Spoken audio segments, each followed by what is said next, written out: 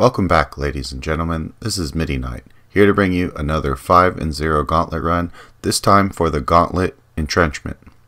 The deck I'm bringing you today is a Ganesha deck, and it focuses around using a lot of the pillars and some of the more powerful Hindu gods, finishing off with a strong neutral endgame with brutes and a single fire giant. So the real important part of this deck is the fact that so many of your mid-range creatures like Vamana and Agni are going to come back into your hand, and you're going to be able to run some of the aggro decks out of cards while at the same time still being able to pressure against the control decks because of one card in particular, which is Pillar of Patience. We're wasting our time. I cannot teach him. The boy has no patience. You will learn patience. Smart use of this card in combination with your Pillar of Creation is going to give you a very strong advantage against other control decks. Also, using Rama early against a Chinese or Mayan deck is going to give you a significant advantage. Alright guys, see you in the games.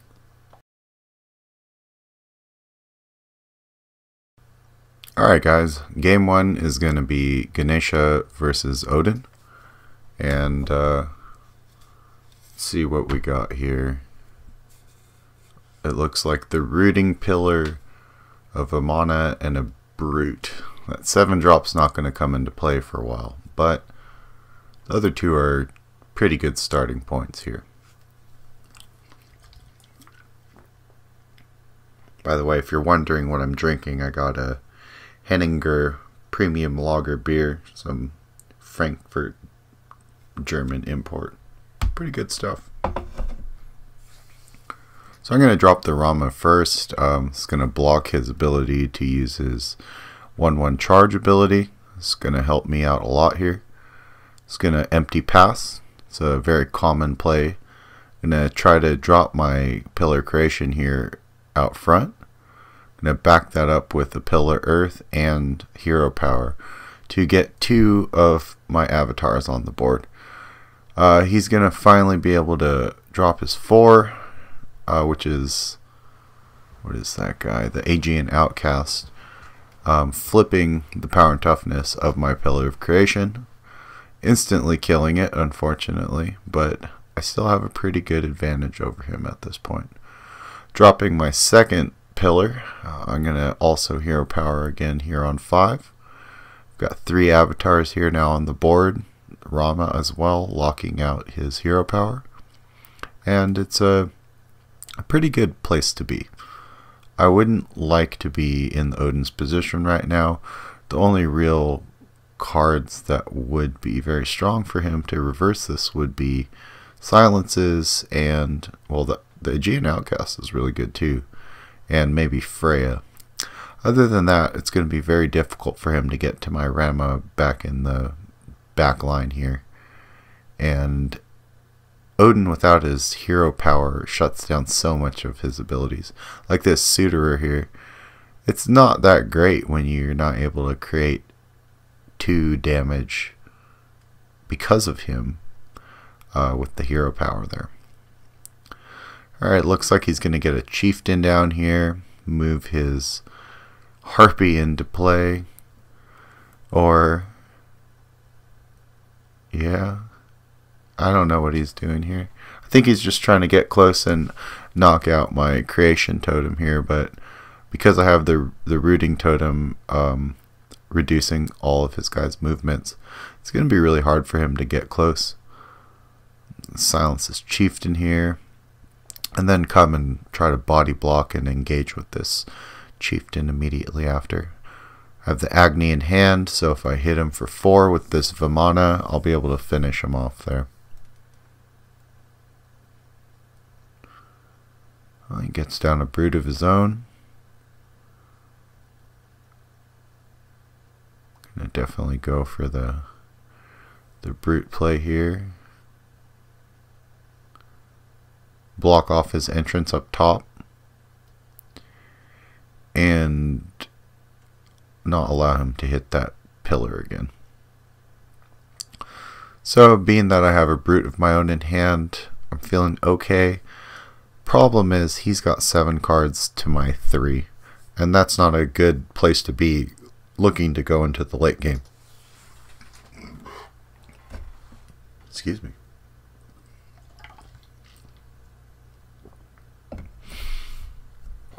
That's a good silence. So he takes off the root ability there, and then immediately takes out my pillar creation. It's pretty annoying, to be honest. But I have a brute of my own. I'm going to be locking this brute from being able to attack my squishy Rama or Agni here. So he's pretty neutralized. I got a War Behemoth and an Equalize, or whatever the hell that 3 card is that I draw a card from his deck and my deck. So I'm going to be able to replenish my hand, and being that the card advantage is the only real advantage he has here. I have complete board control, and I have a slight life advantage, but I mean, tempo wise we're playing pretty equal, honestly. He's got a 9 cost on the board, but in the fact that I summon a pillar every turn, it reduces the effect of the fact that guy would be useless. I can root him in addition to that, and it actually negates the Ascensus's ability. So it's something to keep in mind. If you're ever trying to deal with that card, it's one of the best ways to screw him over. Either with like the pillar there, or hitting him with an Anubis also works. Alright, he played the Satyr in the back here. That unfortunately limits me to 1 card per turn. But I have another silence here. So we're going to get rid of that. Try to block him in here with the hero power. And hopefully kind of push him out of this game at this point. I have a pretty domineering board presence, and with that last card draw ability I cast and having the War Behemoth on the board, I'm actually catching up in cards and should be able to pass him up in the next couple of games.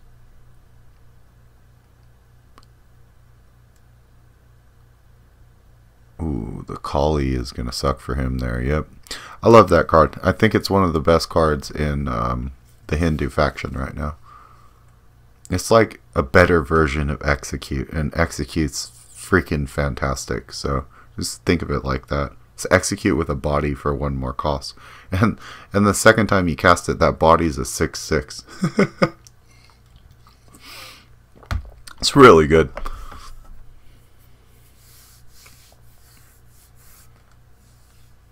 Alright, let's see here.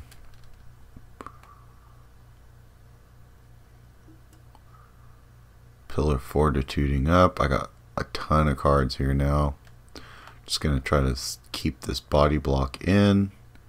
Not really worried about my Ranma dying at this point. Just trying to get damage forward. Echo Blast it down to 1. That mercenary play. Mercenary is very good in Hindu. Anything that you have a stupid board presence, he's very good. Even your silenced pillars are good at that point. Alright, good game. Alright, in this next one, this is a much better opening hand.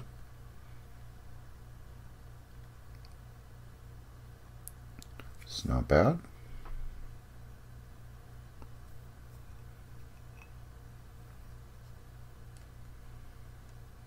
It's another Odin. Odin's always a good matchup, to be honest, for the Hindus. If you ever get the Root Totem or Ranma on turn 1, they're pretty screwed. If you get Ranma and you're the first player, just like that last game you saw, it's really powerful. But if you're the third player and you get Roots down, you root his first guy that he casts, sends forward, and then at that point forward he can never attack you again with his charging hero power. It's incredibly powerful. And you wouldn't really understand until you add it all up over the course of a game how much those things are actually doing. It's a great amount. So back to the game here. I'm already pressuring him very strong. I got a very aggressive Pillar of Creation here, and kind of bullying him, to be honest. I don't think he's going to be able to get enough out to compete with me here, so I'm just going to play as aggressive as I can. Lock down his Fafnir here with the Banishing Pillar, and as long as he doesn't get a Silence or a... No, actually I don't think Silence gets rid of it, that's right. You need to actually destroy the pillar, period. Silence does not remove the banish effect.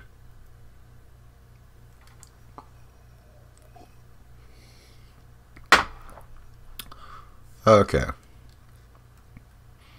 All these avatars here to spread some Christmas joy. Yeah. Good game. Game 3. Fantastic starting hand. Couldn't ask for a better one. Can coin into 2 Vimanas. I can coin Vimana turn 1, Vimana turn 2, and either Agni or double rooting Pillar on turn 3. It's a very strong opening for me. Ooh, not a bad start for him either, but I'm not really worried about it here. I'm going to be opting to go with the double Pillar of Earth with these pings, and hitting him with my Vimana and going forward with my other one. Alright, he's going to be dropping a Ranma of his own. Not really a big deal here. I'm going to pressure him further with my Pillar of Creation here. Start generating avatars. And, oh man, he has to use a defensive Athena, which is never as good unless you're against Odin. If you're killing 3 or 4 skeletons, I mean, cool. But if you're versus a Hindu, you never want to have to be dropping Athena except into their temple line, basically. You should be able to kill like 2 or 3 of them and then silence the one you couldn't kill with Shock and Awe. So at this point, I'm already feeling really good because he's having to play defensive to kill my Ranma.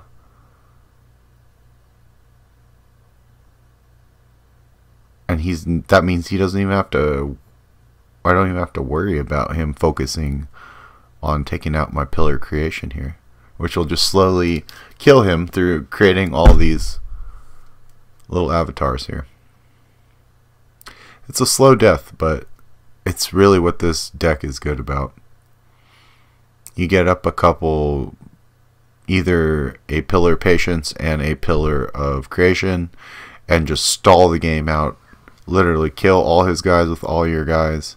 Your guys come back to your hand, and every time you use your hero power, you're creating a 2/1 on the board, in addition to healing. It becomes one of the greatest hero powers in the game, and to be honest, I'm kind of sad that I didn't have the Hindu cards prior. They were the 4th faction that I unlocked all the cards for, and I gotta say they have to be the most strong, and if they aren't now, they definitely were last patch. Like, Hi-Rez knew what they were doing when they nerfed the crap out of that ability. On that note, I also hit rank 5, grinding from, I think, rank 12 or 13 with this deck. So after I get my 5 wins here, I'm going to show you a quick game with me against a rank 1 Zeus player that took me from my rank 6 to rank 5, showing how effective this thing was. I grinded, as I said, God, like 8 or 9 ranks in a night. 2-3 hours. It's not too bad. I had a very high win percentage, and to be honest, a lot of it was the brute. Brute is extremely powerful in this deck. If you get a Pillar of Fortitude down first, a 7/8 Protection 2 character is possibly one of the strongest characters you can get in the game. It's just incredibly powerful. Extendum's a good game. Alright, not the best start until I mulligan, and then it turns into a half decent one. You never really want Mercenary to start out, but drawing into this Ranma here, I'm feeling okay. Against Zeus, you don't really need to drop it as your first drop. Zeus is never going to hero power on his first turn, so you'll always have a turn to react. Giving him another 2 health is always useful. Here I'm just going to be dropping Ranma and getting this lovely 3/5 charge out of Mercenary because of Pillar of Fortitude. It's the beauty of having your Pillar of Fortitude stand for a little bit.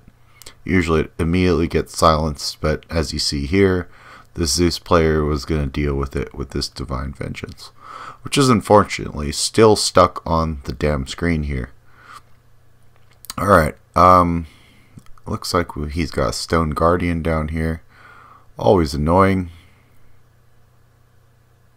I'm going to silence him.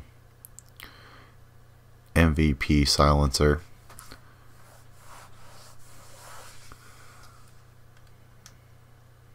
I'm almost to the point where I feel that that guy should be like a 2/2. 2/2 silence is still pretty damn good for a neutral character. Alright, I'm starting to lay the beats on him. I got one baby Vamana, and then he nukes daddy Vamana over there. Got still a decent hand. Don't give a crap if I don't have any pillars or anything. Just gonna keep dropping down. Ooh, sweet. I got the Apollo here. So if you notice, what I'm doing is dropping my hero power in the place I want my Vamana to move to. In a lot of my games here, you're going to notice that it's a way that I can use it to body block for where I want one of my people to go to. So I'm going to be taking down this annoying Thanatos with some fire imps, and I got my fire giant in the back here. Looking at this guy, considering, yeah, I'll Akali him and drop an Apollo. He's down to 4 cards. He's got a Kronos on the board. I hate this guy. High Res, if you watch any of my videos, this is the #1 guy I really wish you guys would change. It's just like Cro-Magus in Hearthstone. No one likes that card. It's a troll card. Give him a real ability. Greek could... Well, I shouldn't say Greek could use it. Greek's stupidly powerful right now. But Greek could use something different that would give them a different play style. How about that? Like, give them a completely new ability that opens up a new play style that doesn't necessarily play well with the current pump gods or damage and... Release the Kraken. Oh god, I love that card. Release the Kraken might be a top 3 card for me, honestly. Alright, looks like we're coming to the end of the game here. I got a good lockdown on all these banished characters here. A 7/6 Brute in the back here, and a War Behemoth that is constantly getting healed. So it looks like I've got this game locked up. But as any 4-0 Gauntlet run I'm on, I always get terrified and clench my butthole when I get to this point. I'm not afraid. You will be. You will be. So it's for all the marbles now, right? I mean, I am afraid. You don't have to tell me that, Yoda. I am afraid. But at the same time, as soon as the game starts, I get the thought of fear out of my head and think clearly and think what I want. And what I want is to get that sexy Zoidberg icon, or whatever the hell they want to call it, cutesy Zoidberg.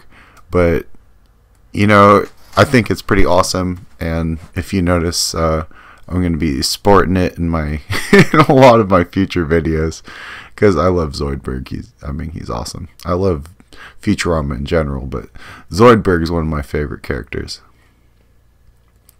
Alright, so my Vimana and his Mercury is going to trade here. He's got a Stone Guardian, which no one likes. I'm going to lock him down here, so regardless of his ability to throw a further boulder than my guy here, he's not going to be able to move and do much more than that. Blowing out my back line there is pretty annoying. I'll say that. I do have, I think, a better recovery than what he's going to have, though. Again, blocking off where I want to move to, although his dropping of Sylvanas completely changes that until I banish it. Screw you. I did that out of order. I should have went with my Pillar creation first. Before the banish, I would have got an extra avatar here, which would have came into use. Would have been a lot more useful to have that. Although I do get this Cupid off of my Equalize, stunning his Terra, and allowing, oh man, I was going to say allowing my Vimana to get some free AoE hits, but it looks like he's going to be playing the Deplorable. Cupid's going to move forward. And then I'm now going to be silencing this Sylvanas.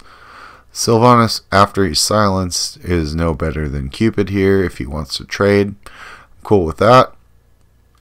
Oh man, stun. That's pretty annoying, but what are you going to do? I'm going to start moving forward here with what I got. First, I'm going to take 1 damage, draw a card, and then banish his Venus. Trade with my War Behemoth.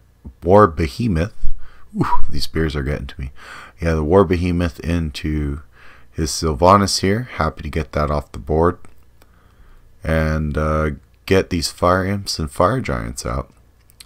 Really not afraid of just a single Cupid or this Hercules, or oh man, Venus is annoying, I will say that. This could be a certain turnaround aspect for him here, but not enough. Luckily for me, I love Echo Blast. Definitely one of my favorite cards in the game right now. Even though it's 3 for 1, which at first was why I didn't want to run it. It's just another card, and a less skillful player who does not realize one of the cards that you have left in your hand is that 3 for 1 damage. They're going to see you having double their cards, even if 2 of those are those 1 damage pings, and play accordingly. If you notice here, I use my second silence in my deck on this Sylvanas. In terms of what Rome can throw at me, I will always use my silence on the Sylvanas rather than the Bacchus. Bacchus is much rather be dealt with a Mercenary or an Echo Blast early on, and if need be, use a combination of Pillar of Earths and Agnis. Those things, however, other than banishing him, do not work on Sylvanas. Sylvanas is extremely strong and one of my favorite Rome cards. I really, to be honest, my favorite use with him is actually an Egyptian, picking him up off of your search card for 1 that can search for afterlife creatures, and then you get him in the graveyard, and then Osiris can pull him back. It's a really nasty deck.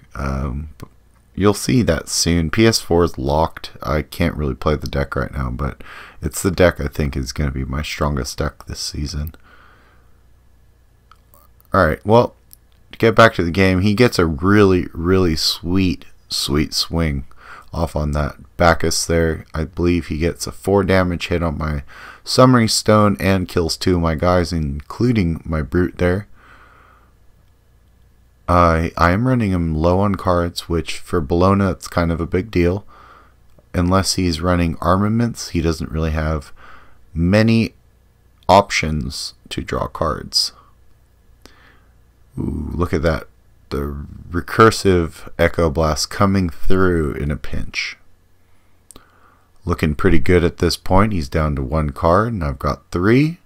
I'm going to start generating avatars and try to push on his 5/3 here.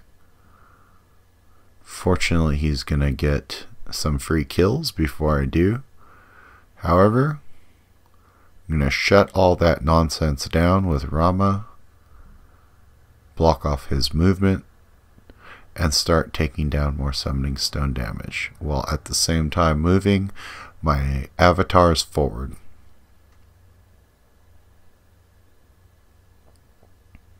Well, it looks like he's trying to put up a fight here, but the last 2 cards I have are extremely powerful, and I'm willing to bet his last card is nowhere near as strong as what I've got here.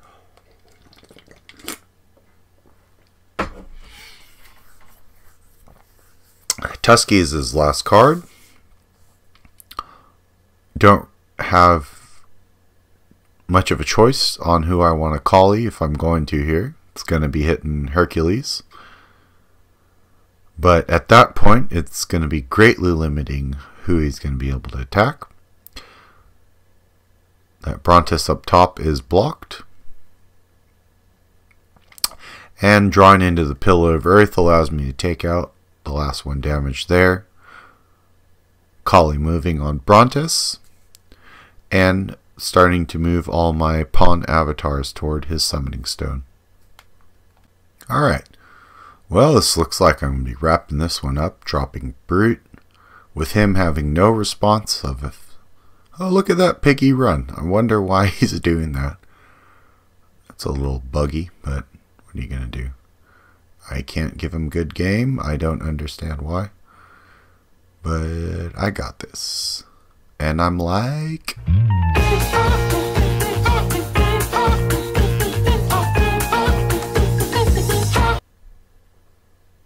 yeah, I got my Zoidberg icon. Gonna be rocking it for a while. So, as a bonus here, as I mentioned before, this is the game that I took to get rank 5. I battled a really strong rank 1 Zeus player to get it. I've played him a couple times here. I don't know what our overall win to loss ratio is. I know I've beaten him a couple times, and I know he's beaten me at least once, and you know, he's one of the better players of the people that I constantly play against. But you'll see here, he really gets the advantage on me for a while. But this early Pillar of Patience, my Yoda training pays off. Unfortunately for me, he gets the damn Poseidon pretty early too. Poseidon is the bane of the Hindus. Like, for whatever reason, like other than the river Ganges, they are not fans of the sea god. Like, he releases the Kraken on all your pillars, and you quickly lose a lot of your temples and your backline. It gets really freaking annoying. I would even say that releasing the Kraken is the most annoying thing you have to deal with. Single most annoying thing you have to deal with. It's between that and Athena with Shock and Awe as a Hindu player. Considering they're both out of Zeus. Oh, actually, one more thing. Honor, I think I'm saying that right. Aner, the god from the Egyptians, the guy who shuts down war cries, shuts down everything in the Hindu can throw at you. Like, look at all my abilities. They all have basically Warcry on it. So if you're going against an Egyptian with this deck, you really, really, really want to hold on to those Echo Blasts in your opening hand. Because if you don't, I didn't record the game, but man, this guy smashed on me. Like, I had the advantage. I was pushing. I think I got him down to like 12 life. And then he played that god, and he locked me out of like 3/4 of my cards. I drew down to 7 cards, and I didn't draw my second Echo Blast. So I drew 18 cards. That's right? Yeah, 18 cards. And I only drew 1 of 2 Echo Blasts. I wasn't able to deal with him over 6 turns. All I did was just keep trying to draw cards. But anyways, excuse me, back to the game. I got a pretty aggressive and sweet mercenary over here. Other than that, I feel I'm beating him on the card battle. I got him down to 2 cards here. No god on the board. And also, now that I've Echo Blasted his Gladiator out of existence, he has nothing on the board. So my little Poppy God over here, the big one, Big Vamana, his ability to hit AoE is pretty sweet, but it's not that great concerning I'm against two ranged units. Luckily for me, at least the Aphrodite that's left isn't going to be able to one-shot my Vamana here. Now that I got double Vamana, I don't think he can do much. He's got 1 card left, and as soon as I start getting... Ooh, Kukulkan is pretty strong. That could be kind of annoying. I'm just going to deal with this guy with the silence. I got 2 in hand. Also, Brute. Yeah, I got this game pretty much in the bag. Well, I hope you guys enjoyed the 5 Gauntlet run and this additional ranked game that capped off my rank 12 to rank 5 grind. I'm going to be trying to take rank 1 tonight, and whatever the hell legend is called in this game, I'm going to be trying to conquer it. So, hopefully you guys are enjoying it, and I'll be posting more ranked games in the future now that I'm getting higher in the ranks. Thanks for tuning in. This is Midnight signing out. Don't fall asleep.